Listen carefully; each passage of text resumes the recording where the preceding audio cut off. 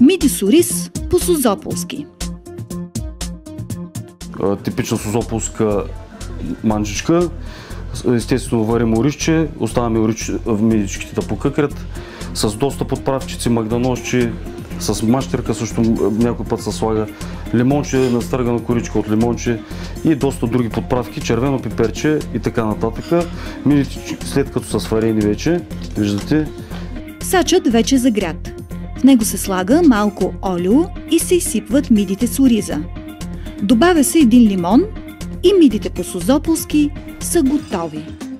Мидите е хубаво да се едат даже от чорупките, защото придават допълнителен вкус, морски, приятен и доста апетитно ястие също. Може да са подлюти за любителите на по-лютата храничка. Ето това са нашите мидички с ориз, типично созополска кухня. Бон апетит!